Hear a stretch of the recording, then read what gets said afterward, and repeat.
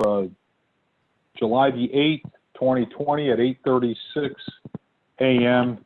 Thank you for attending here as well. I know that Juliana is on as well from legal of DCP, and she would like to address us, but let us just make sure we accept the minutes first, and then we immediately go into Juliana, and we're going to go off a little bit off of our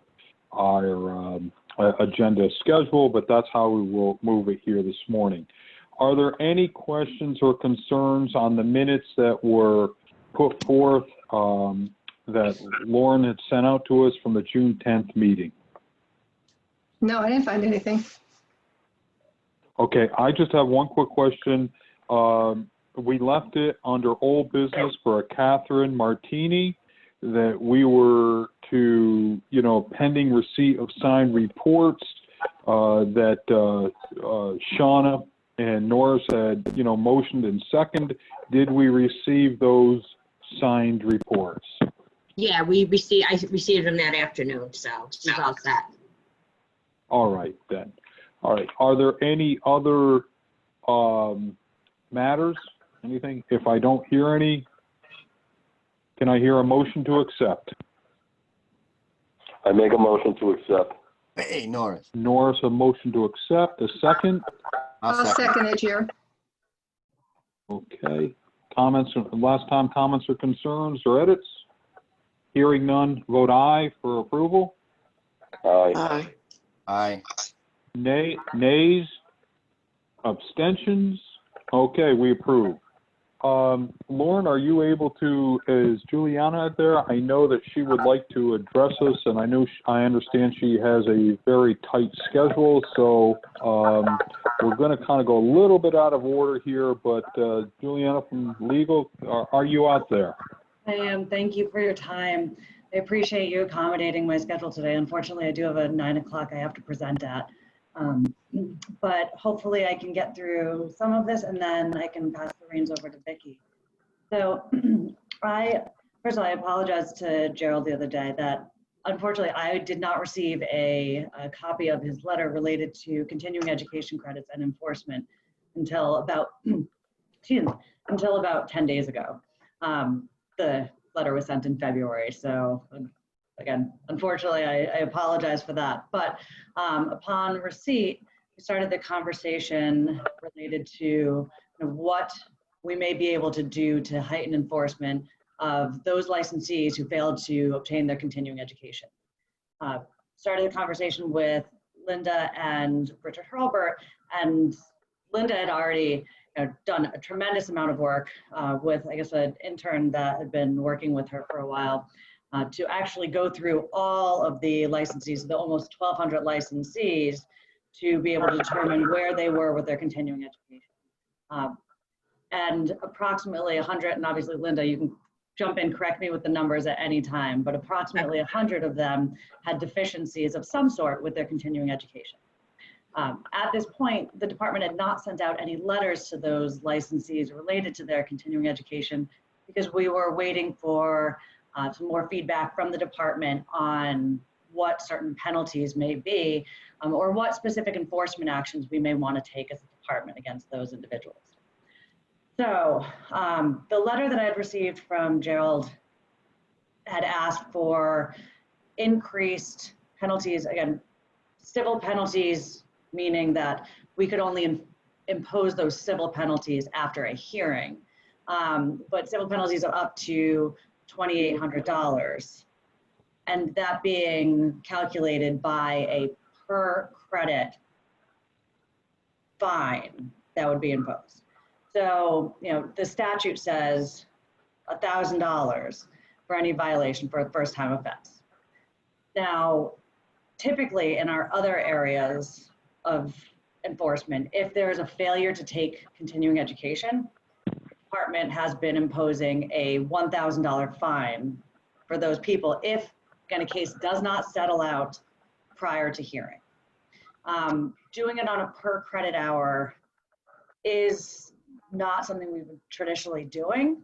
The only example that I was able to come up with, speaking to Gerald, about doing a per violation based on not an incident but on a smaller measurement is in our drug control area, where, for example, with the dispensing of opiates, it is, we will say it is a certain fine for every 100 pills or for every X number of milligrams of drugs dispensed. So that, you know, we are not treating a pharmacy error of dispensing 3 tablets of oxycodone the same way as a diversion of 5,000 patches of fentanyl, because those are very different situations. Now that is a major public health and safety issue. This is, you know, this is a different level.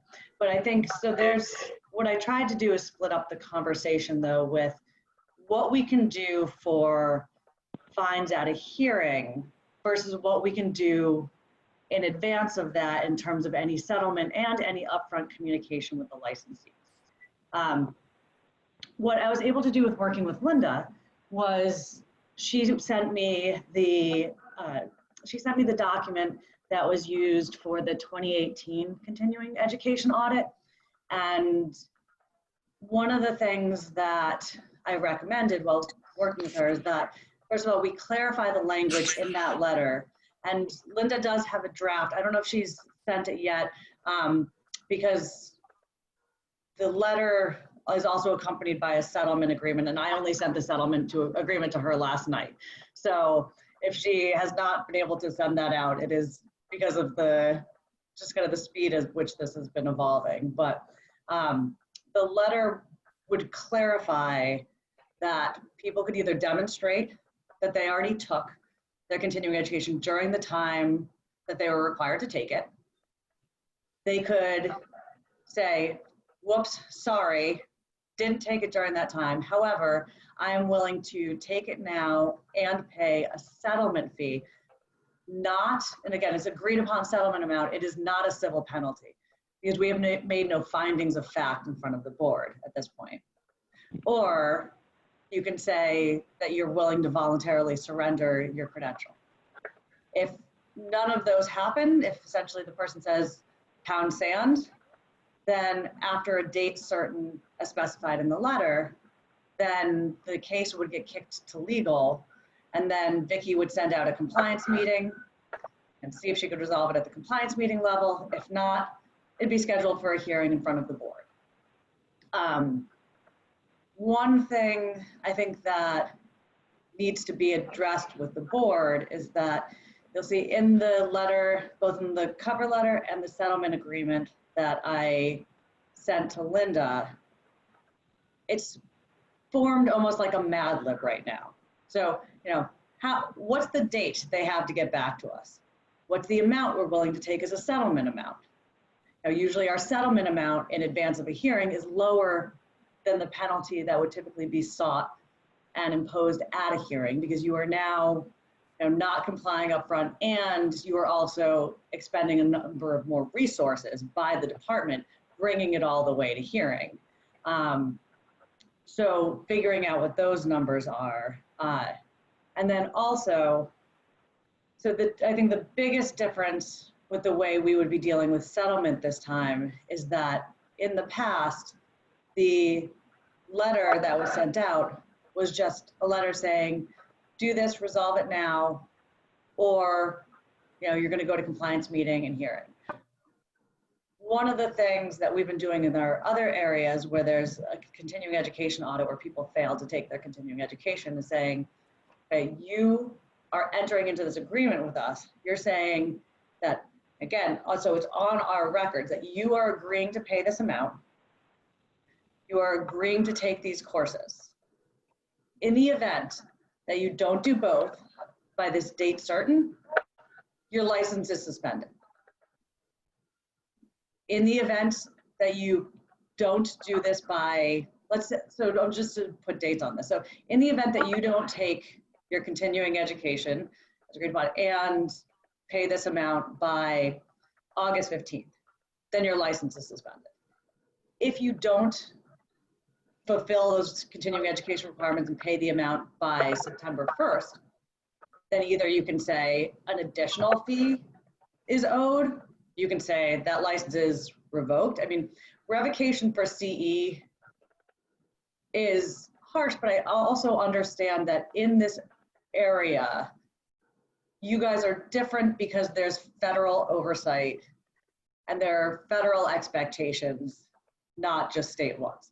So when we're dealing with the continuing education for architects, plumbers, electricians, it's at the sole discretion of the state.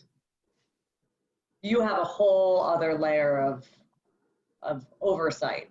And so revocation, if this is something, you know, having talked to Linda, that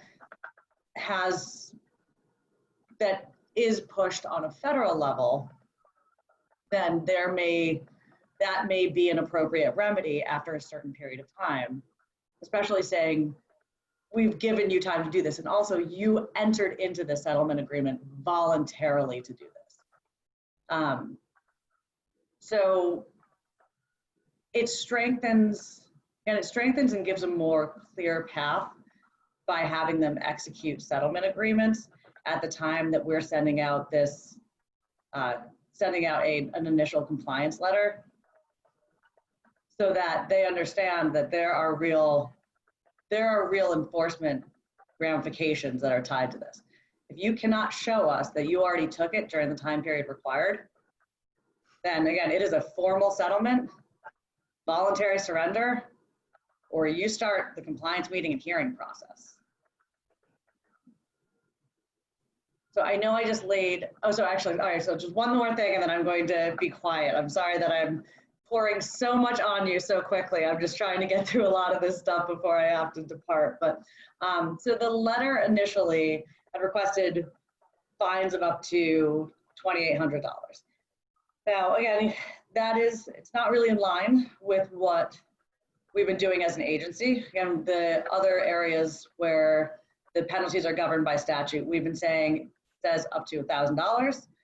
Then we're saying, okay, we're looking at CE as a whole, since the CE is required within one statutory provision. And we're saying, you know, you violated, I believe it's 20-517, and that one violation is therefore equivalent to $1,000.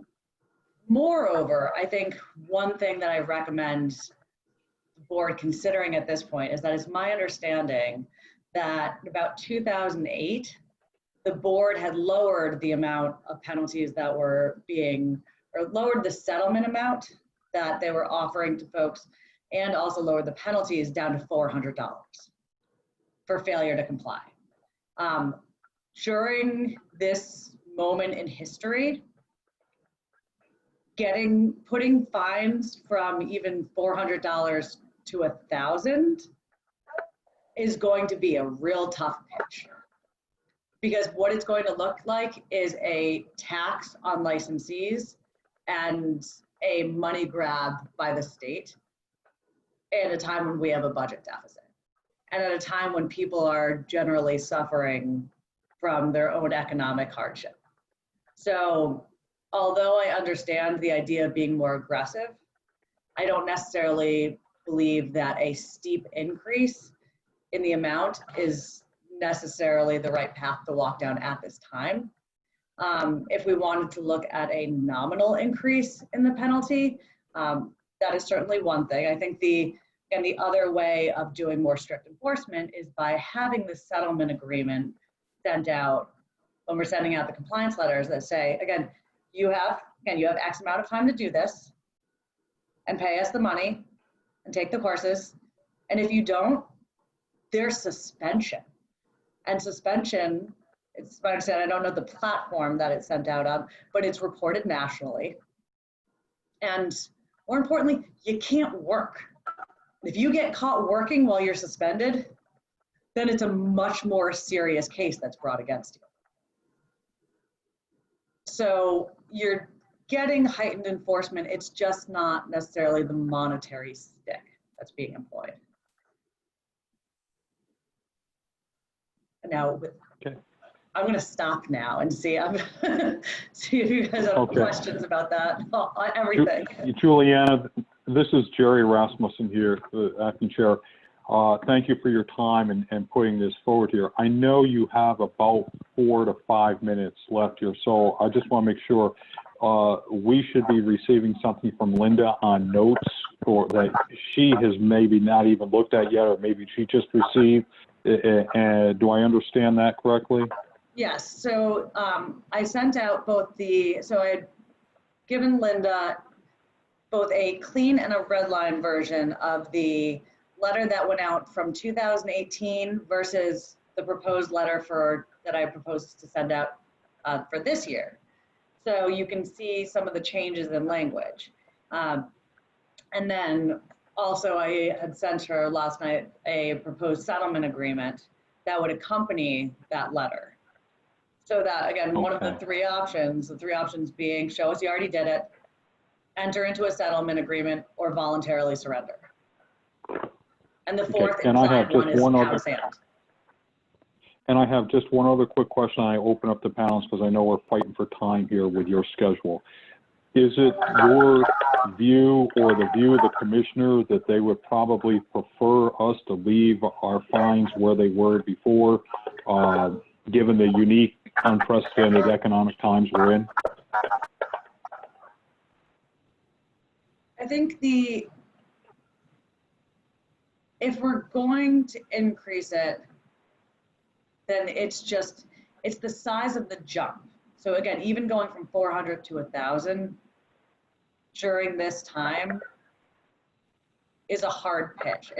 If you were, I think that there's a tolerance level. I think that, if you were saying that next year you wanted to go up to 1,000, this year you wanted to go up to, I don't know, 600 or 500, if it's going to be increased, but not so much that,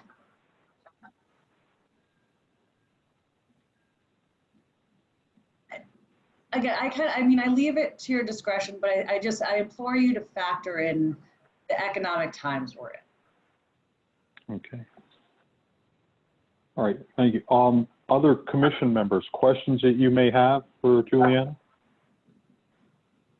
I just want clarification. When you send out, this is John Galvin, when you send out the settlement agreement, you mentioned $2,800. So when the settlement agreement goes out, is that where the fine amount comes in? Is it a maximum of $2,800? Is that what you're saying? No. So what I would say is that the letter that I received from Jerry that was sent back in February and before coronavirus, had asked to increase the fines at hearing. Because the only time you can do a civil penalty or impose fines is after a hearing. And that's because when you say civil penalty or fines, what you are saying is that there's been a finding of fact, that this case has been adjudicated and the department is imposing a fine or a civil penalty. So what would happen is in the letter that would be sent out, and upon approval of the letter and the settlement agreement in form, would be that second option. So not the voluntary surrender, not the showing you already did it, but that second option of, okay, you take your courses now and you pay a settlement amount. That is, right now, that's part of the Mad Lib. That is left blank for you guys to decide what you think is appropriate. What I usually recommend is that there should be a deterrent to move further along in the administrative process because of, again, the cumbersome nature of conducting the compliance meeting and the hearing, moving further along, and also to ensure compliance earlier on in the process, which just, again, gets people in compliance with law. So if, let's say that the board decided that they think that the settlement offer initially should be $500, the board may decide that, in the event that it actually goes all the way down to administrative hearing, that they may want to impose a fine at that point of $700. But that is at the discretion of the board. The amount that you want to offer a settlement up front may be different than what's at the hearing, but it is, we are talking about, at this point, I don't believe that we should be going out of line with what we're doing in continuing education in other areas for all of our other trades. with exceeding the $1,000 violation amount, because that's statutorily what's prescribed. And again, the only other instance that we're taking this per violation approach outside of just saying you have like the violation is violating this specific statute is in drug control. And that is it is a heightened public health and safety issue where, you know, people can actually die and have gotten very sick. Yeah, I guess our concern is like, you know, the electricians and the other contractors and stuff like that. A lot of their work has a building inspector that oversees them out there in the real world.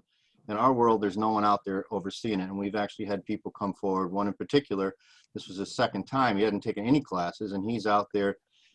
And so $2,800 is a drop in a bucket for this guy. And so if that's our concern, is having some more leverage to stop the people who think they can keep getting away with it. And if they get caught, it's going to be cheaper than taking the education.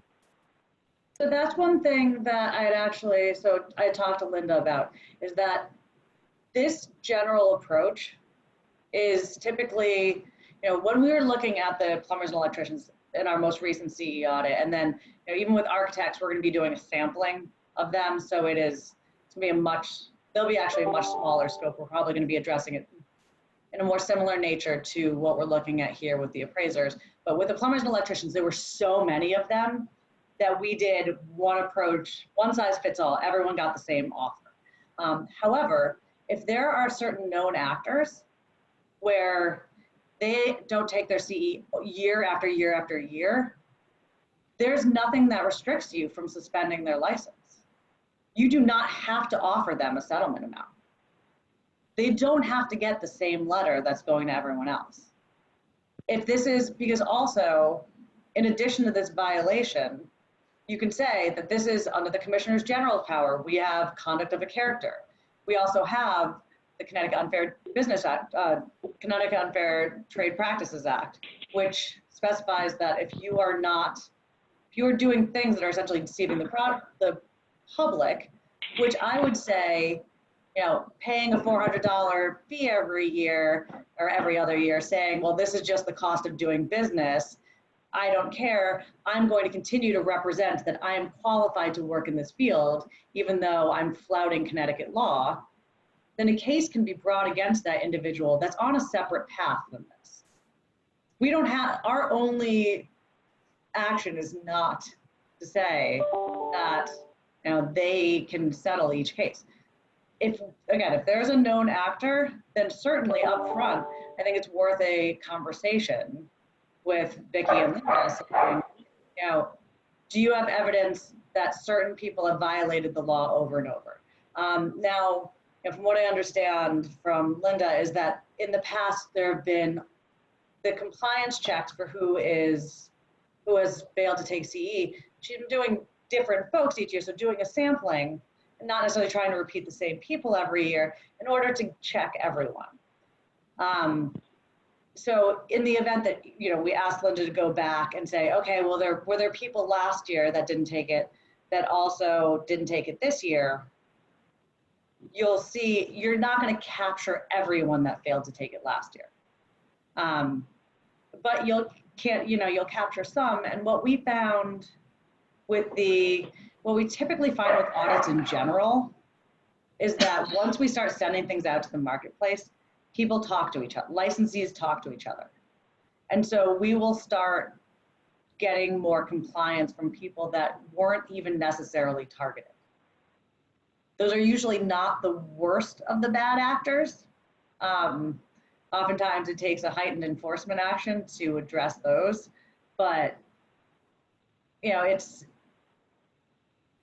starting to at least show that we're paying attention to the marketplace and taking things seriously. And again, it's my understanding that a suspension has national implications here, that people will be that licensees will be much more likely to respond to than necessarily, like you said, a small financial penalty.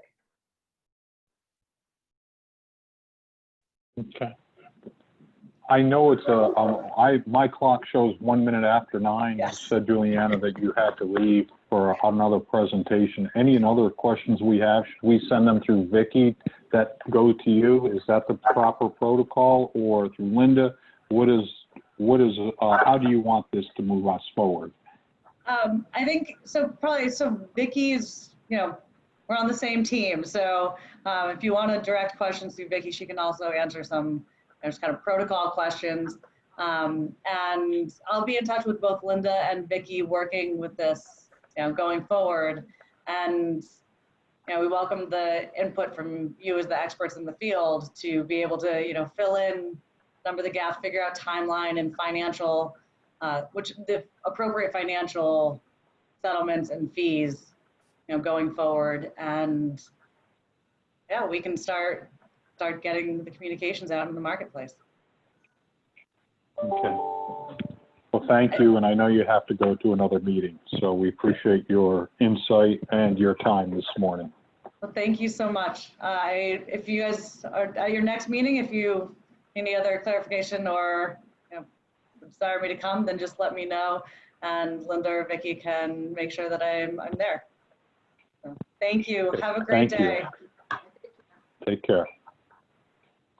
Linda Sepso, Nora, Shauna, and John as well. I know that Juliana has to go to another meeting, but the rest of us are here. Are there any thoughts or other comments you would like to share? Why don't we stay on this topic and we take care of it and wrap it up now as much as we can until we review what Linda will be, forwarding to us when she gets the opportunity. So the floor is open for any other questions that may or discussion. Well, I'll jump in. I like the approach. I like all the option that she gave. I don't know if a settlement fee would be a mark on the person's national records. Linda, you would know that. But Yeah, anytime we have to collect money, it's considered, I have to report it nationally to the ASC. I certainly like the idea that here you have basically, I know I screwed up, I just gonna pay the fee and I'll do what I'm supposed to do. And if not, if they keep on, pushing the issue, then the fees could be even higher. I do agree as well, because this year with the coronavirus, obviously a lot of people are going to try to use that as a reason why they shouldn't even had to do continuing ed. Probably shouldn't increase the fee this year. But I think for the next cycle, we should try to ramp that up even higher to a higher fee. But I like where this is going. Okay. Norris or Linda or John? I kind of like it too. I like the fact that we're raising something here. We're coming up with something different, which means we're taking a stronger stance. And it sounds like it's going to be easier to get through this way, obviously, if we do this. And I like the fact that it still gets, any fine goes on the National Registry. But most of the stuff she told us is stuff that we kind of already knew. But the portion about the audit, Linda, we were actually doing 100% on it with the new system. Everybody's getting really audited now by uploading their thing. We just haven't gone and checked that yet, correctly? Is that correct? As far as what? So that my question then is, so you have to, when you entered in the system, you had to put in your hours that you took the hours, then you had to upload your certificates, your different right. proof. Has anybody gone and verified that the correct proof was uploaded, not just a blank paper? So that's all done. So yeah, the intern that we had working went through all of them. Going back through on a couple things, she did, she missed a couple, but considering she got thrown out of the office and had to start working from home on her own computer and upload the system, I think we all could miss something when you're going through 1,200 licenses. But she went through all of them, and I know there are some who did their CE but didn't upload it because they called me and said, I now finished my CE, how do I go back in and upload it? And I was like, you gotta wait till you get an audit letter to send it to me. So there are some like that who, you know, went ahead and renewed and ignored the instructions. You had to do your CE first. So there will be some of the approximately 100 that right now aren't in compliance. And I did go back and look at the ones that we were not in compliance last year. And right now, with what I've gone through, we have 3 people who are also not in compliance this year. One of them, this is their 3rd time being audited in a row and their 3rd time not in compliance. All right, so we have to address that separately, obviously. Mm-hmm. I think, staying on the discussion, I think that by changing the way we're doing the audit and upload, that was a major thing. And I think that if we look into adopting this 3-tiered move, or whatever you want to call it, you know, show us you did it, settlement agreement, or turn over your licensing, I think it's pretty more cut and dry and simpler. And if we can raise the fees to just, she threw out the number 600. I don't think she said 650. I wrote down 650, but I think it was 600. That I think we just go at 600. I think that there's 2 things going on. I think that $600, whatever, is not that much of money for those who are violating, because in theory, it's one thing if someone comes back to us and says, I couldn't take it because I was sick or something Right. like that. You know, those are going to be special circumstances. But the normal players, and I think then maybe later on we can go up, because I know that Shauna just mentioned about the hardships and stuff like that.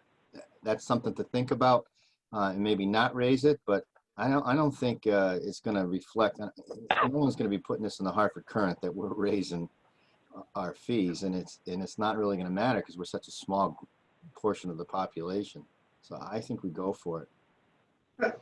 Okay, I don't have any problem with your raising the fees at all, because I don't think that the fees that we have had in the past are enough. My real problem is our ruling that anytime they pay a fee, they get reported, because that never ever goes away. In every other case, if you're told that you have to pay a fee and take education, once you do that, according to the state, your license is back whole again and you can keep working. But every time we have to report monies paid to the state, that stays on there for life. There's no, okay, they got themselves back together. So they're essentially out of work, especially if it's a residential appraiser, because lenders go out and check that all the time. So one of the things I think we have to look at in addition to this is how to figure out when we really need to report something. We have to report anytime we collect money. That's the ASC's policy, it's not ours. So every state is the same. Anytime you collect money. I will tell you that talking to the residential appraisers in the area who are doing primarily lender work, which is 90% of them do that, they're not hurting for money at all. They're backed up. So, you know, they've got a ton of work. As opposed to, we do almost all court work, so courts are closed, so we're not doing much of anything, but it's a very, you know, it's a different, it's not like everybody is starving out there with this. There's a lot of people are buying houses very quickly and refinancing with the 2.5% interest rates. And so there's a lot of it on the lending side. I don't have a problem with the amounts that you're looking at. I'm concerned about, because we had this way back in the 90s. Jerry, I don't know if you remember, but remember that guy that he wasn't even an appraiser. He made up his own license, and we couldn't get rid of him. Because after he went through everything, a month later, I'm in Norwalk Town Hall, and there he is getting all the field cards. He just had an appointment scheduled right on his folder. He was back appraising. We couldn't stop him at all. So how do you fix that? You get their license taken away. Well, this is John. I mean, they can still work. You're never going to stop there's always going to be some nut out there doing fraud stuff. That's just going to happen, which is why we have regulations and laws. But I think that we shouldn't be just looking at this short-sighted and saying that appraisers make a lot of money or whatever.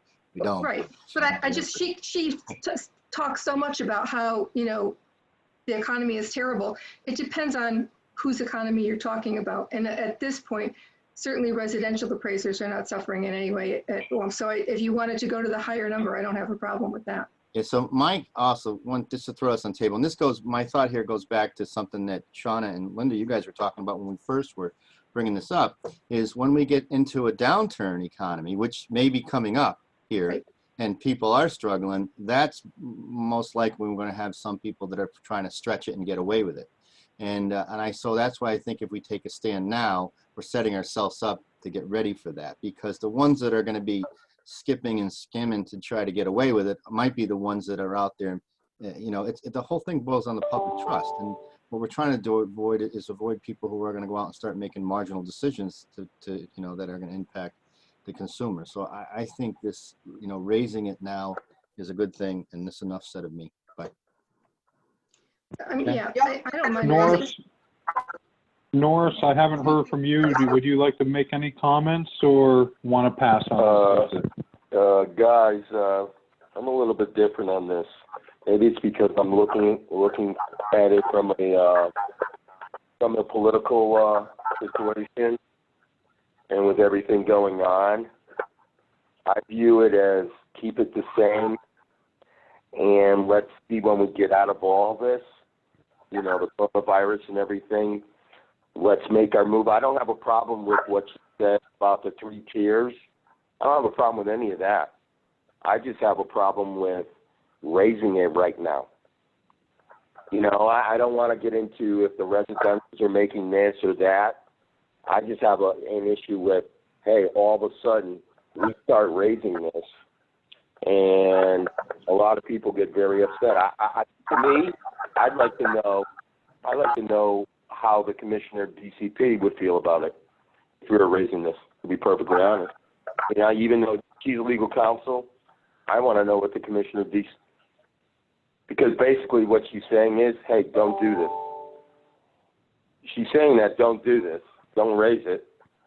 And I can't believe that she hasn't said anything to the commissioner of DCP on this. Guys, she's giving you an out. She's giving you a 3-prong out. So basically, she's giving you a 3-prong out.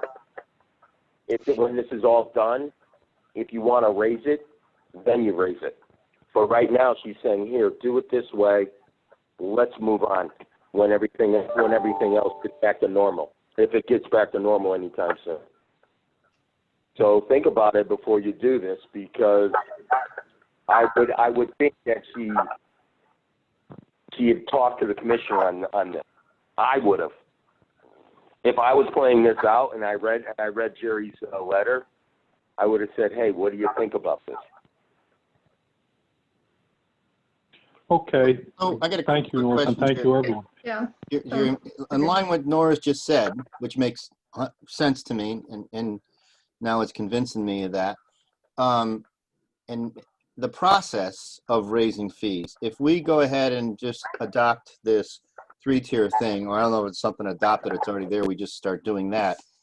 And we just came out with the 100% audit thing by uploading, so we made a statement there. And if we do this 3 thing, we're taking another step.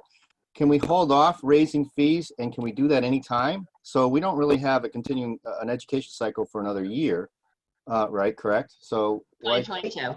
2022. So why don't we just hold off on raising the fees and push that off and bring it back up, maybe in January or something of next year, or February, to start discussing it then and see what the climate is about raising it then.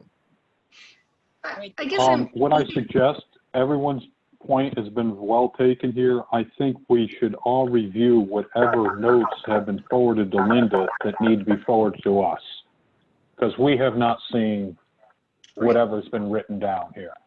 And for us to be prudent and to do our due diligence, I think everybody's position is quite well stated and founded and grounded in good facts. Let's take a look at that, and let's add this to the first thing we discuss in our next meeting. Okay, therefore, we have gotten a report of what's been sent. I haven't read it. I am cautious trying to make suppositions or, jumps in a decision when I haven't read everything out there. So that's where I'm coming from here.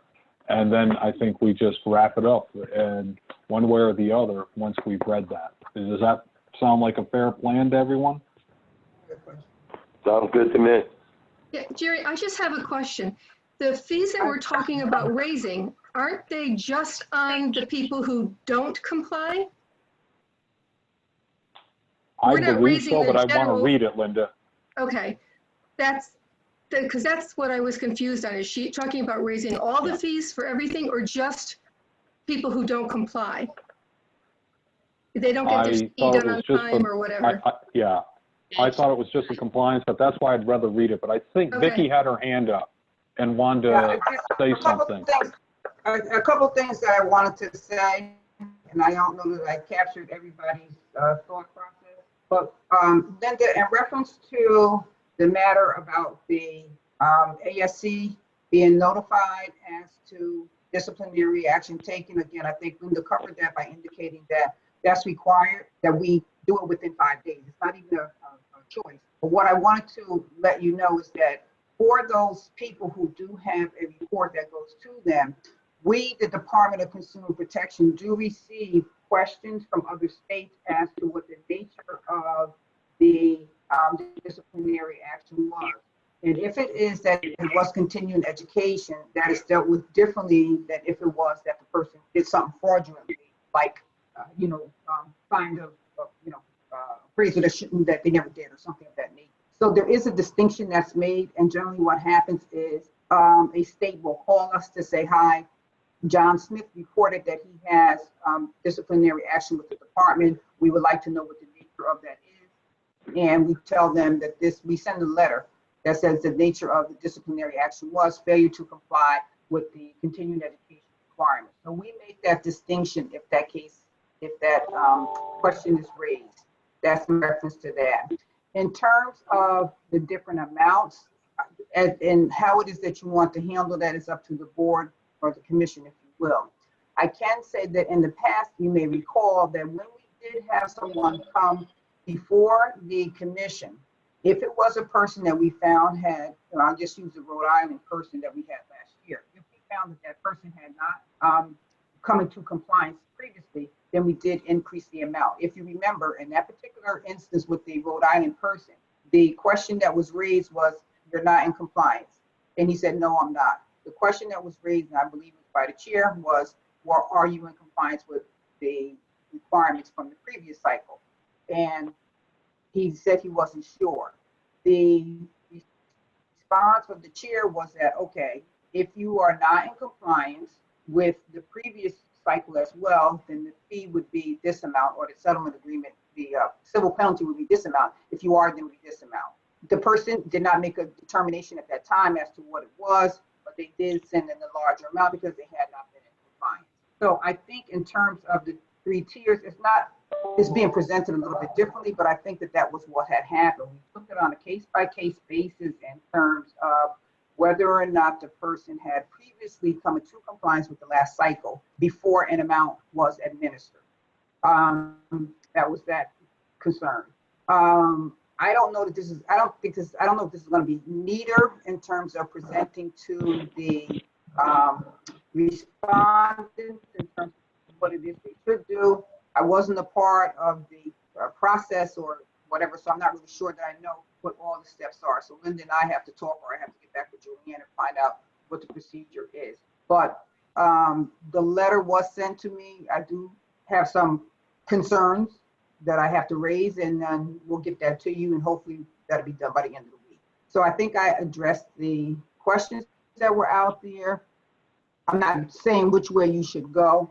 That's up to the commission as a whole, but I just wanted to address the issue about the ASC reporting requirements and the fact that in the past what we had done was to have each person who decided to come before a hearing to check to see if they had been in compliance previously. And again, we can do that for each of the compliance notices that we send out this time to check to see if that person was in compliance with the previous requirements. Thank you. Okay. Thank you very much, Vicki. Great. So we'll review that. Linda, when you get a chance to send out, I know something was just sent last night to you as part of it. So once you and Vicki look at it and then send to us, I would appreciate that. Yeah. moving on to the next portion of our agenda, Vicki, while you're there, is there anything additional to be said under the legal guide, since you are front and center right now? I don't, right now, no, there is nothing else. I think that the legislative piece was that there was something coming up in July. I think we had indicated in the last meeting minutes that it was July, that there was going to be a hearing, or there was going to be something relative to the appraisal proposals. Other than that, my understanding is that everything's going forward.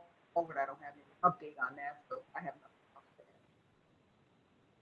add. Okay. You're breaking Well, up. thank What did you you say? very There's much. something coming up on I couldn't hear you. Were breaking up. Appraisal what? I think at the last meeting, I had indicated what the hearing date was for the proposed appraisal.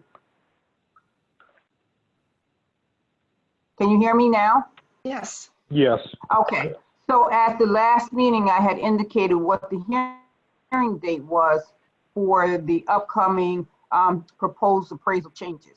I think that's, I want to say July 18th or 19th. I'm not 100% sure. I don't have it before me. I said, other than that, there are no other changes. There are no other updates to provide. That was it. I have to look at the calendar. Okay, these are the proposed changes that the Appraisal Foundation put into place May 18th of 2018. That's what we're still working on. But we're still working on those and some technical changes that had not gone through and had to be resubmitted. So it's really, you know, well, it's nothing new. It was what was done in the past, what had been done in the past that either had not been processed correctly or it was processed and had to be redone. Okay. So there's nothing new. It's just really cleaning up what was already, cleaning up what was done previously.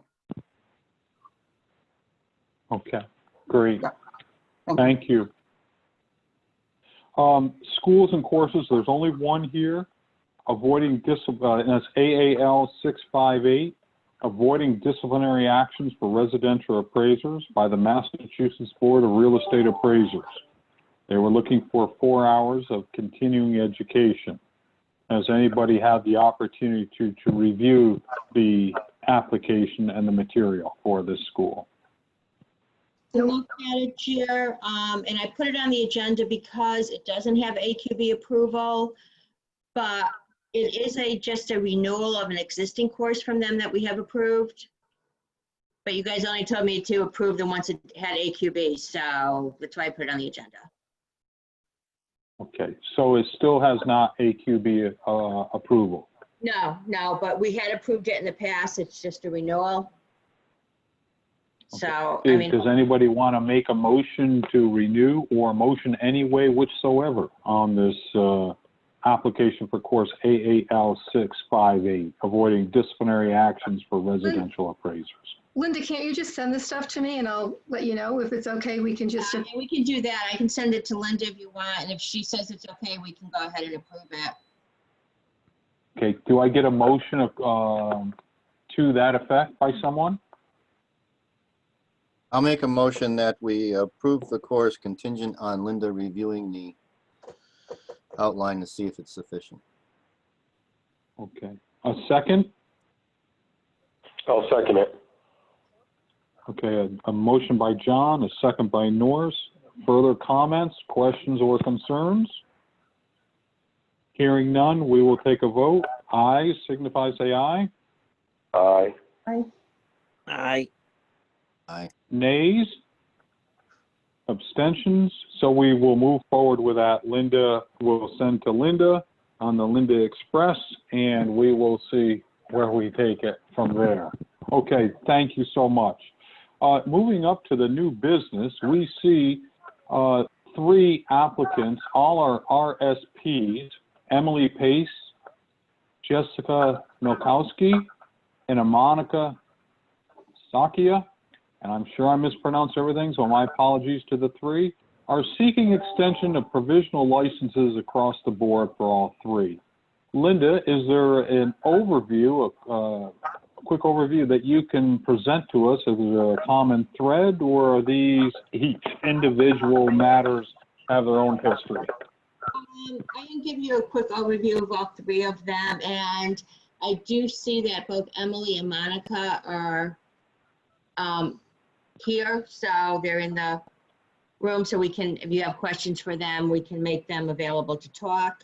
But all three of them, this is their first renewal request. They've all been licensed for 6 years. So they haven't had any requests for a previous extension. I can tell you, Emily and Jessica, I'm not sure where they are in their CE courses. They haven't, I mean, as far as their pre-licensing courses, they haven't submitted any pre-licensing courses as part of this CE. Monica did do the general income approach course for this year's CE. But other than that, you know, if you have questions as far as where they are in the process and stuff, they can answer. Okay. May I throw something out here, and this will sound crazy for those who know me, but we are in very unique times, or we're all experiencing them. And given what is going on here, is this a time and place where we may want to give a blanket and we add on a 1-year extension to the individuals because of just giving just the stuff we have been through since March? You picked the date, and today's July the 8th. Is that an option for us to really take a look at as a commission and cut right to the chase? I throw that on the table. Jerry, I think it's going to depend on how far along they are. If they don't have enough, if they don't have all the education finished and they don't have enough reports completed, a year isn't even enough. Well, then we would deal with it at that time, Linda. Do you know what I'm saying? They have, you know, they've run through their 6. I'm just saying, we're all, look at this. We're trying to be here on this type of meeting menu, you know, for the last couple months. Everything seems to have gone to heck in a handbasket. We're all doing the best that we can. I'm wondering, until we get back to, and I don't know what in heaven's name normal will ever be, you know, but I'm just throwing it as an option. Or we can go through each individual month, whatever you folks feel comfortable with. Are you looking to just, because right now they're extended until, you know, most of them are like October or November, depending on when their 6 years was up. So are you looking to go just to this coming April? We'll just give them through the end of, you know, this license period. I would, and then take a look at it. That's where I'm coming from, to then see where we stand with things. That's all. I'm just... Right, and the new AQB hopefully will be in place by then, so anyone, especially that's doing residential, you know, may fall into that category and may have everything done based on the lower amounts at that time. This is It's John. only a thought, folks. I can understand where Jerry's going with this, and I kind of agree, but I guess my question is, one, on a federal audit of us, are we allowed to have that flexibility without getting dinged? And two, in line with what Linda just said, if these 3 people are just need some time to get education done, as opposed to hours, I mean, are we expecting, well, one, are we expecting more people to come up in the next couple of months? Or, and if not, then maybe if it's just education these 3 need, then maybe we just extend them for 6 months, as opposed to if they need, you know, hours to get work done, then maybe a year. I don't know. The one thing I'll say about 6 months is if we extend it for 6 months, actually that 6 months would bring it, you know, because they expire now, like I said, in October or November. 6 months would bring it, you know, through the end of this CE cycle or this licensing cycle. And you have to remember, we have to have time for them to submit their application, submit their samples, for you to review them for that. And there was something else. John, what else did you say? What else was your question? The feds looking down on us in the audit. Oh, yeah, the feds don't, we're the ones who have a 6-year maximum.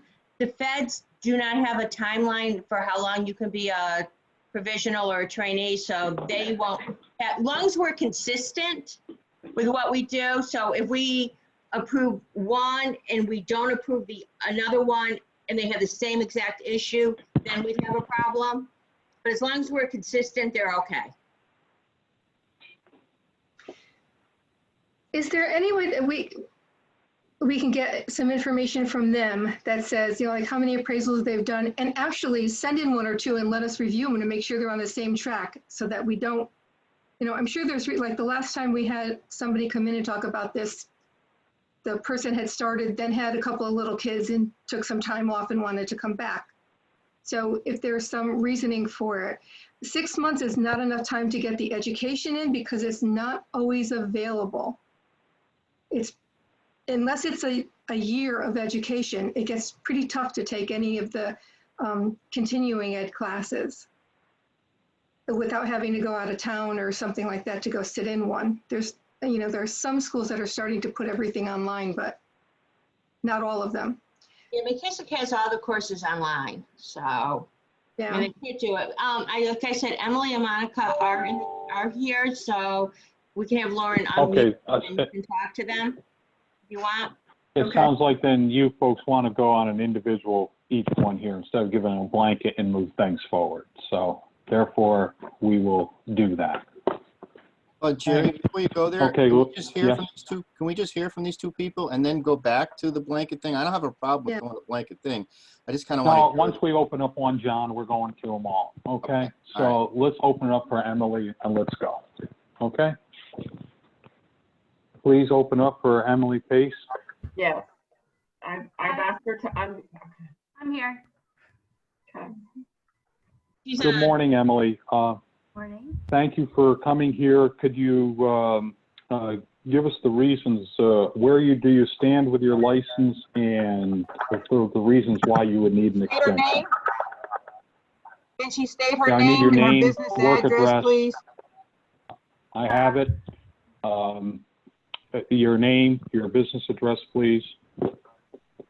Yep, it's Emily Pace. My business address is 185 Asylum Street. Is that what you're looking for? Yes. Okay.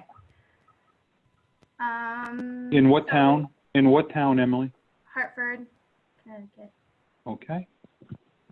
Go ahead. The floor is yours. So I am at, so I've taken 3 classes already. I have well over my 3,000 hours. I've been with the same supervisor for my 7 years. Time has slipped away and I still have 4 more classes. Offerings have been a little tough for me of the actual classes. I think has been part of it. Other parts are just time goes too fast. So I have 4 more classes. I will tell you that. I have all the hours and that's where I'm at. Emily, I thought you had said you had 3 classes taken. There's several more than 7 classes. Oh, I'm sorry. I have 5 more. Okay, so I've taken stats and finance. I've taken general sales comp. I've taken income 1. I was signed up for income 2 in March, which got canceled. And I was planning on signing up for market analysis in April in New York. But with everything, I did not sign up for it. So I'm also planning to take the site valuation online. I was going to sign up for that after this meeting.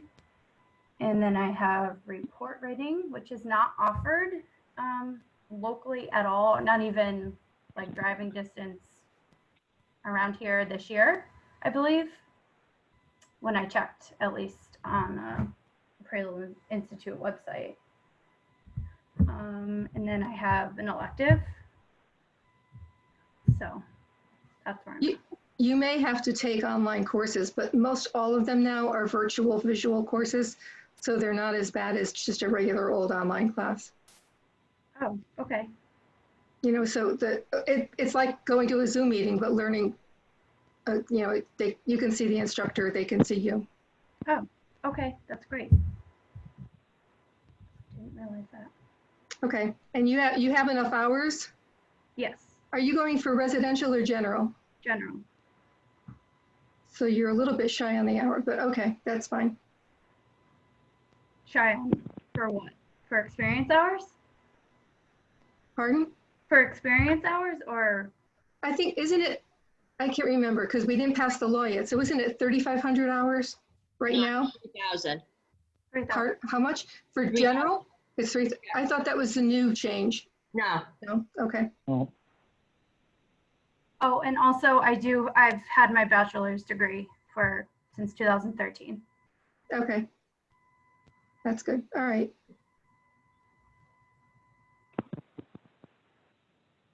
I do have a plan in place is basically what I wanted to tell you. Okay.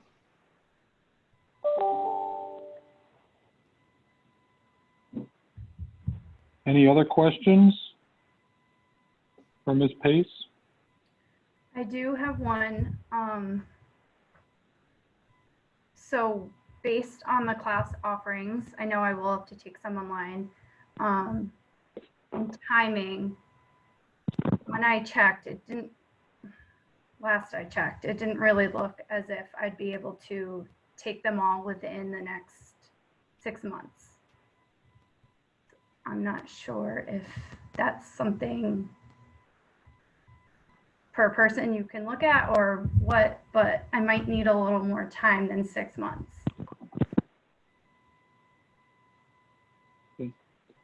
Ms. Pace, who is your sponsor or sponsors? It is Louis Pellegrino. Okay.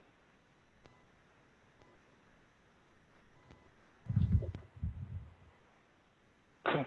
Any other questions from the commission members? Ms. Pace, is there anything else you want us to take into consideration that you'd like to state? No, I'm good. Thank you. Okay. Open it up to the commission members for any discussion and or any motion that would want to be made.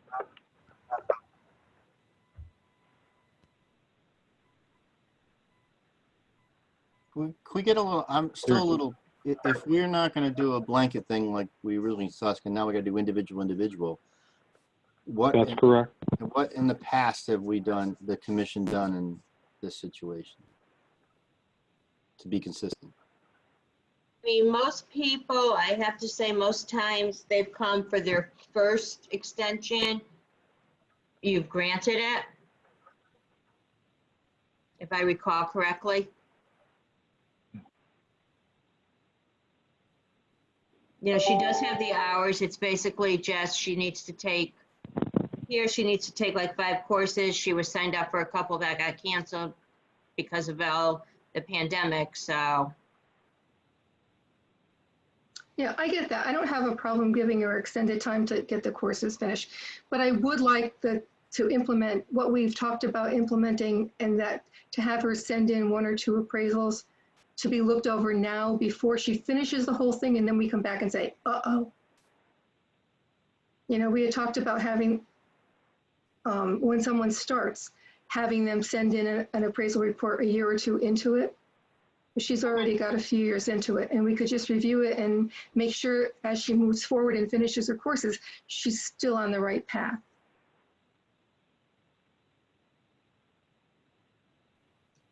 Yeah, that will be up to you guys to decide if that's how you want to go forward. I mean, that's easy. I mean, she can send them, I can forward them, you know, it's up to you guys. Right. Is there any motion that wants to be made or put on the table? I'll make a motion that we give her a 1-year extension and require that she sends in 2 completed reports for review. When you say 1 year, do you mean until the April of 2021? Yes, I'm sorry, the cycle, yes. Okay. Thank you. I'll second that. Okay, we have a motion by Linda, a second by John for 1 year. And till till the end of the cycle, which is April 30th of 2021, as well as submitting 2 samples for review. Discussions or comments? Hearing none, then I'll call for a vote. Ayes? Aye. Aye. Aye. Nays? Abstentions? So granted. Okay, there we go. Emily, excuse me, Ms. Pace, if you have any questions on this or procedures or how to send that, please reach out to Linda and she can help direct you. Okay? Is Emily there? Ms. Pace there? Yep. Thank you. Okay, very good. Thank you. Have an enjoyable summer. Okay. Very good. So the next one on the list is Jessica Milkowski. She's not on the screen. Okay. Monica is on the screen. Okay, but let's just go through quickly here with where we're going in the order. Jessica, is there any, do we know what there was, or maybe we'll just table that? If she's not here to present her. Now the other 2 got as far as today, and she was sent the link and everything, so I'm not quite sure where she is, so. Okay, then we will table that to the next meeting. Okay, yeah, license doesn't expire until October, so. Very good. Miss, and I'm mispronouncing your last name, Monica. My apologies if we could let her on here. That's fine. It's Siaka. Thank you. My apologies. Okay. Can she just spell her last name So for the can you give record? your address, please? Can we get your address and where you work for the record, please? Okay, it's Monica Siaka, SCIACCA. And I am employed at Austin McGuire at 64 Wall Street in Norwalk. Very good. Thank you. If you could give us a overview of where your situation is and what you are looking for. Okay, well, I just completed 3,000 hours just this past month, and I have only 2 remaining courses. Both of them are the elective courses. All the other courses I just completed since the quarantine online with McKinsey. And I was lucky enough to find the Norwalk Chamber of Commerce to proctor me for those exams. And what type of extension are you looking for? Just enough Time-wise? to finish these next 2 courses, which I plan to do this month. Also to submit my application for the certification and to sit for the exam. Okay. Other commission members, the floor is yours for any questions. Monica, how much time do you think you need to complete these 2 courses and prep for the exam? Well, the 2 courses are just 15-hour courses. I anticipate having them completed by the end of July. And my application I can send in August, and hopefully I'm permitted to sit for the exam. I am not a great test taker, so any extra time to, prepare myself for that exam would be appreciated.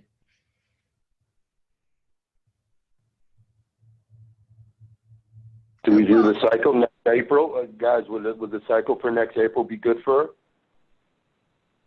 That would be consistent with what you just gave Emily, so. Yeah. Yeah. But again, I would like to ask you to send in 2 reports. Okay, that's not a problem.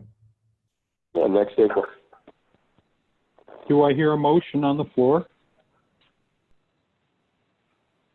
I make a motion that we give her a 1-year extension and she's got to send in 2 reports. Is that what we did in the same motions before? Yeah, well, to April 30th, so it's not quite 1 year, but yeah. Not quite. Circle. I'll second it. End of the cycle. Okay. Okay, so we have a motion by John, second by Norris, that we're extending it to April 30th of 2021. in addition with 2 samples to be forwarded to Linda, that they will be forwarded to members of the commission for review. Are there any other questions, comments, edits, concerns, compliments? Hearing none, then we'll call for a vote here. Ayes, Aye. Aye. Aye. nays, abstentions. Then, Ms. Yaka, it's been, you have until April 30th of 2021. We've extended your provisional license till that time. And please reach out to Linda for any other follow-up or direction on how to forward the sample reports and so forth. She will give you the proper direction. And do you have any further questions? No, I'm good. Thank you very much for your time. You're more than welcome. Have an enjoyable summer. Thank you. Okay. Is there any other new business on the agenda? I know John Galvin has would like to bring up something here that was under comments or concern. Any other comments or concerns? Okay, John, the floor is yours. And folks, it's 9:47. I'm sorry, I'm going to have to break off. Something has occurred here at this end, and I'm going to have to break off from the meeting. So who would like to step in to be the acting chair, please? I'm discussing. Any I don't get volunteer? chair, right? You could be if you want. Okay, John, you'll take it from here while you discuss, okay? By default, okay. All right, thank you. Have a good one, thanks. And I think typically we don't meet in August, but if there's an emergency situation, we'll look into it. Thank you, folks. Be well. You too. Take care, Jerry. Bye. Okay, so to continue, this is just going to be a discussion on the evaluations is what I just want to kind of have. And I just kind of want to bring everybody kind of up to speed what will happen. Jerry knows about it because I've been discussing it with Jerry too. Is what happened is on these evaluations that are going on, you know, we all know they raised the de minimis level and to 500, any loan under 500,000 on the commercial side does not have to have an appraisal, but they have to get it. I don't know if they have to, but they can get what they call an evaluation. And they're saying these evaluations are not appraisals. Now I know in our commission meeting, a previous commission meeting, we discussed this and we said, well, anything that states a value, remember we had Alan in to discuss this with us, anything that has a value and it is an appraisal and therefore they can call it whatever they want, but they have to comply with USPAP. Well, what I found out since is one of the reasons why the banks are doing this whole thing evolved, and it's basically a guideline that's underneath the, which is part of a regulation that's underneath the FIRE Act of 1989, is because once the bank orders an appraisal on a property, there are certain regulations, certain things they have to do, monitoring, et cetera, depending on the size of the loan, which increases the cost of that loan to them, their operating costs of that loan. So they came up with this evaluation concept, not really so much to avoid the appraisal process, but to reduce the costs. And their idea, their motivation is, it sounds to me, I'm surmising this, no one said it to me directly, is to reduce the cost to the consumer in order to be competitive within the current market. And so what's going on, there was a webinar put on by the Appraisal Institute a couple weeks ago as a regular chapter meeting, and last week actually, and Scott Diabazio is the one of two members of the that work full-time for the Appraisal Institute that oversee government affairs. And he mentioned that there are a handful of states around the country that are trying to change either their state law, et cetera, to allow appraisers to do these evaluations in order to, one, because they're being done by non-appraisers. And let me just back up a second. Two things I want to back up on is one is what's going on in our state, just focusing on our state, is there are firms that have popped up, and I've gotten several calls from different bankers, And what they're concerned about is they're kind of being forced because of this regulation. They don't have any argument, where they have to start using these firms. And these firms, what they do is they put out a matrix of fees, and basically they have a third party that goes and inspects the property, sends up the photos, and then somebody sitting at a desk somewhere writes this evaluation. And there's different fee stage for different property types. But if you want an appraiser to sign it as an appraisal, you have to pay an additional fee. And so some of the banks are deciding that, trying to figure out a way around it, but it boils down to this cost thing and these other regulations. So it got me thinking, and then I started making some phone calls and doing some research on it. And so before I go forward, I want to back up again and talk about when we had the DOT situation with the, where they were concerned about, they had certain staff members who were not licensed appraisers going out and doing values on easements and takings. And we spent time and we researched that, and we worked with the Attorney General's office. And in that particular case, if you remember, the DOT had an attorney, we had Alan, and they appointed a third attorney, and Vicki, you might remember his name, I don't remember. But that he was kind of the attorney to oversee the situation.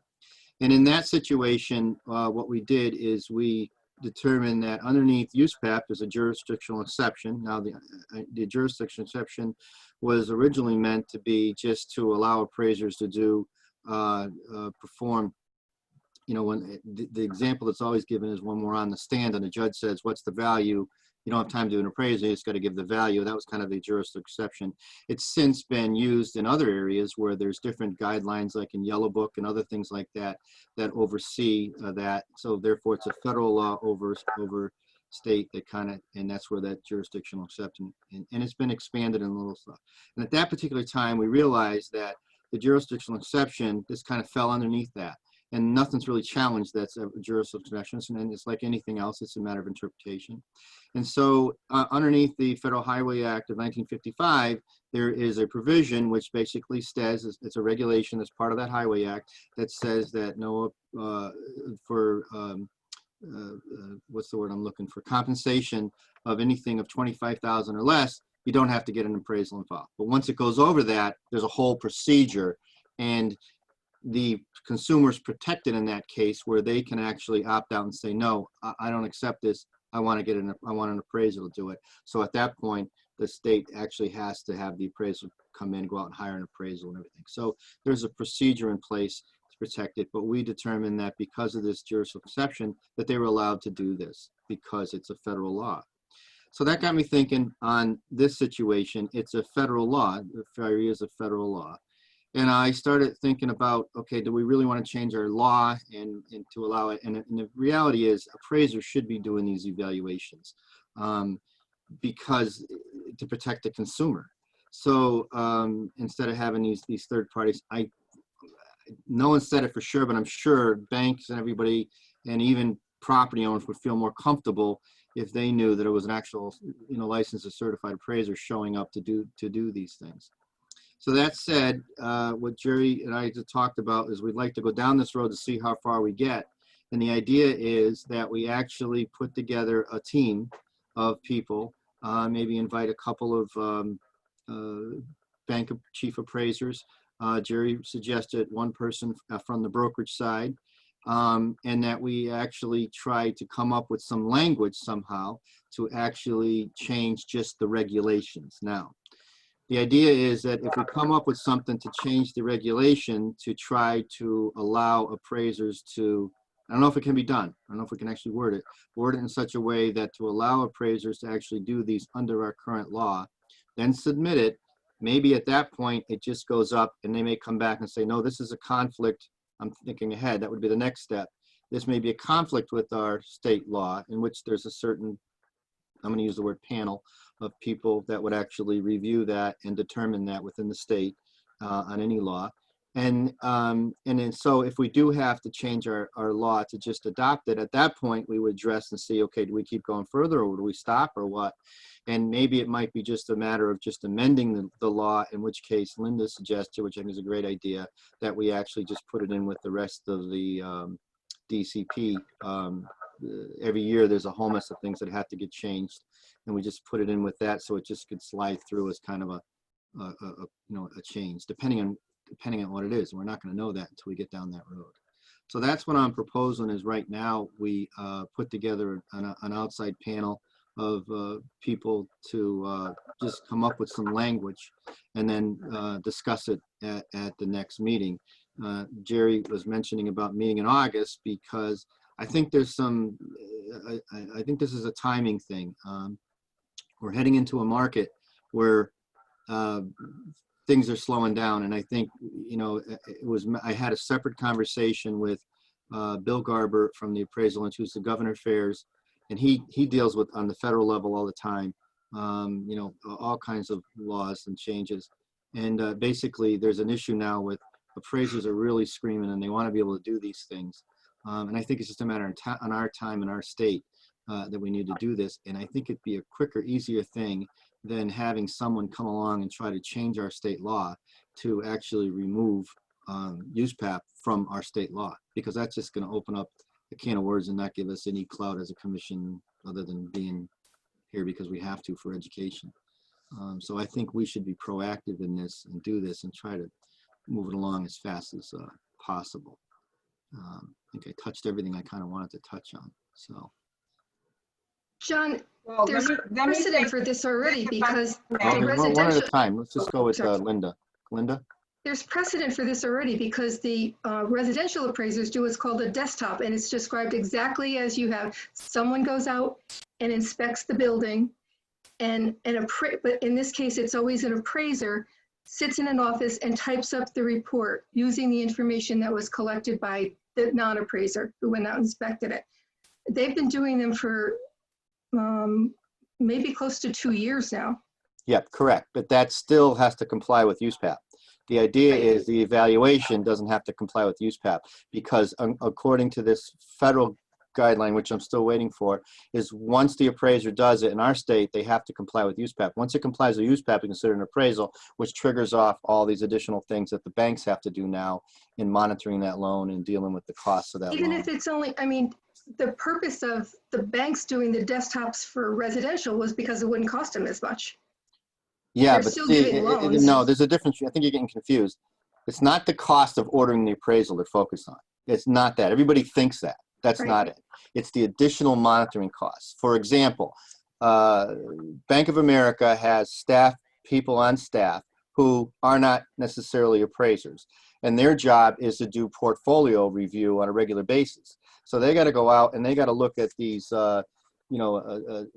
$18 million shopping center every so often and do an analysis on that. That costs them. They have to pay someone to sit there and do that.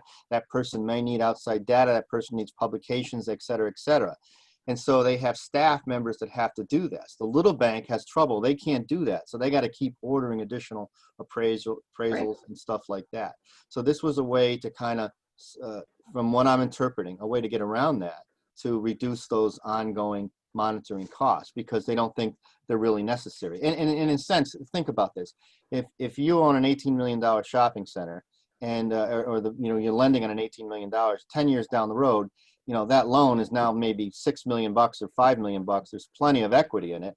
Why do you really have to do that? If something happens or there's a red flag that's coming up, your lender should be out there monitoring the loan. They already have other places in it. They're going to see that red flag and they'll be able to take action. But the bank and the depositors are still well protected because of that equity that's there. So this is the whole motivation of it that came around. Not so much just to reduce the cost to the consumer, i.e. in your case, your example, the homeowner who's paying for that appraisal. So, and what did you say the jurisdictional exception was? Because I've been researching a lot of that, and so far the only thing I found is in the yellow book, you can't have an, what's it called? Some kind of time thing, time. Yeah, it has to do with exposure time marking. Yeah, exposure time thing. Yeah, and that's the example that some people use. But right, but what is this one then? What's this exception that you're using? Yes. So we basically, because it's a federal law, which would trump a state law. Okay. So that's kind of where we're coming in. So we wouldn't be mentioning jurisdictional exception anywhere. I'm just saying that because of this, it's giving us it's basically what's opening the door to allow us to go change our regulation. Is the only reason Okay. I'm saying it. Okay. It would kind of set precedent for us as a commission because we've already done that.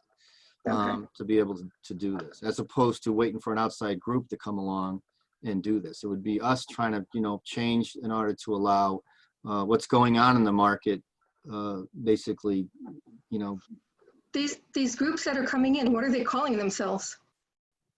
just businesses. I don't think, They're not saying that they have any kind of valuation knowledge or anything like that? no, there's a company that has in one company in our state, I don't want to mention their name, actually supposedly has one appraiser on staff who's certified, but this company is a national company.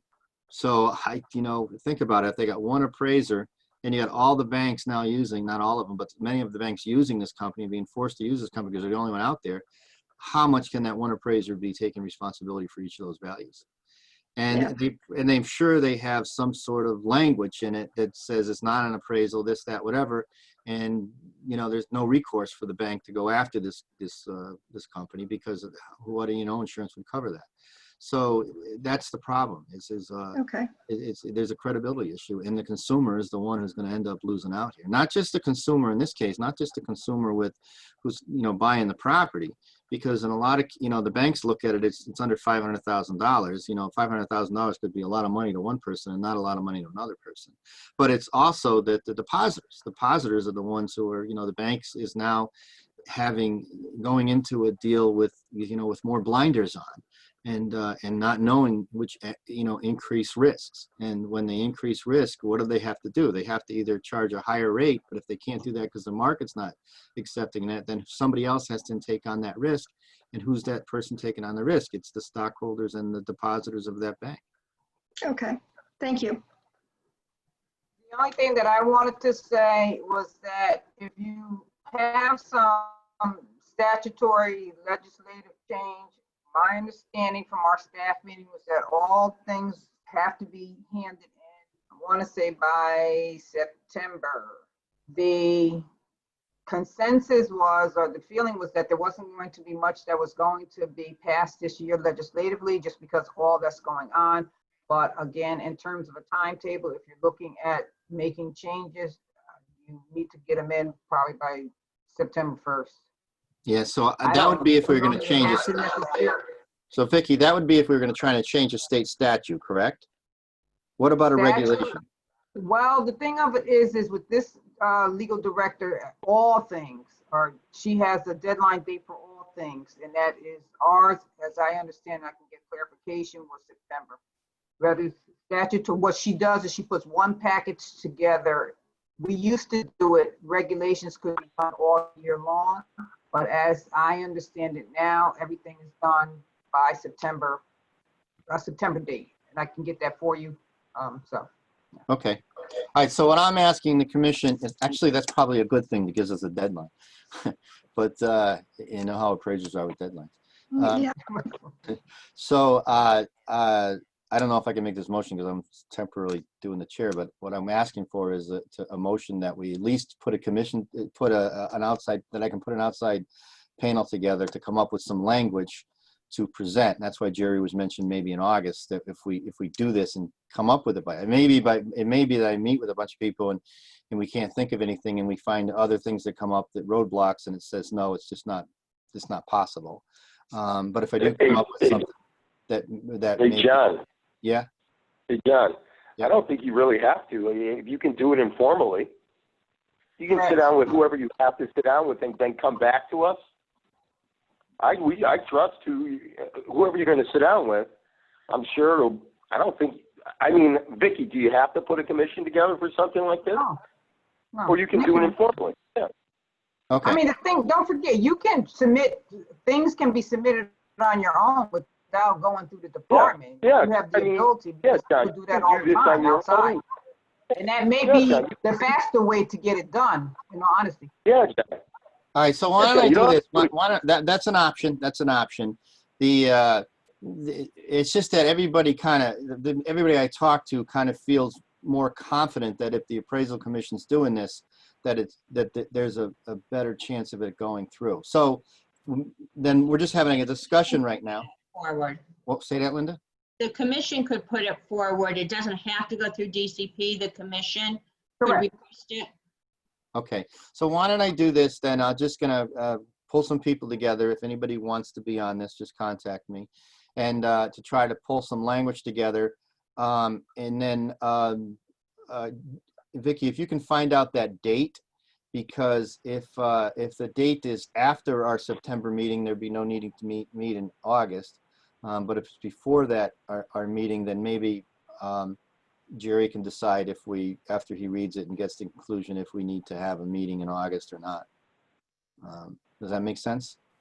Yep, I'll get the date. I'll get the date to Lauren by today, this afternoon. I just don't remember offhand. I don't want to say a date and it's not the actual one. So let me just find out, because I'll be meeting with my supervisor at 11, so I can tell you then. Okay, great. Now, John, one other quick question. Do you want to deal with Alan on this or Vicky? Well, that's a good point. I forgot about that. Thank you for bringing that up. When Jerry and I were talking, we were sensing that we bring in Alan, and I think, Vicky? Yeah, Alan is the counsel to the commission. I am the Department of Consumer Protection legal attorney or staff attorney. So yes, Alan would be the person. If yes, that is correct. Procedurally, that is correct. All right. So would it be Yeah, possible? if you're going to send something, you're going to have to send it to Alan. Right. So Correct? Vicky, would it Correct, be, Vicky? That's correct. so Vicky, would it be possible if maybe you, me, and Alan have a conversation so he knows what I'm doing? Because he might bring up a red flag right away that, so we don't waste time. Let me find. I don't know what Alan's remote work situation is. Let me get in contact with him, because I haven't been in contact with him since we remotely. But let me follow up with him and send him an email and see what the situation or status is and get back to you. And I don't have a problem with that. Let me just touch base with him. I'll send him an email and find out how he's doing and what he's doing. Okay. Where So he's doing. if he's on an island in the Caribbean, we're going to fly down and meet him. Okay. Okay, no problem. All right. So that's all I have. Anybody else have any comments on this or any suggestions or? All right. Did we lose Shauna? We lost Yes. Shauna. She left. She had to go, she said. Okay. All right. That's it. Any other business? Any other comments? I'm all set. Somebody want to make a motion to adjourn? I'll make a motion to I'll make adjourn. I'll second it. There's only 3 of us. It's All an right. easy count. Meeting's over. Thank you. Thank you. Take care, everybody. Have a good rest of the summer. Maybe we'll see you in Take August. care. Bye-bye, everybody. Take care, Have a good everybody. one. Thank you. Bye. Hey, Bye-bye. Norris, I got one question for you real quick. Is that your phone Yes. number right there? 906? Yeah. Yeah. Okay. Thank you. All right. All right. Bye, guys. Bye. Okay, take care. Have a good Take one. care. Bye. Bye-bye. Bye. Thank you, Lauren. Nice job. Thank you, Linda.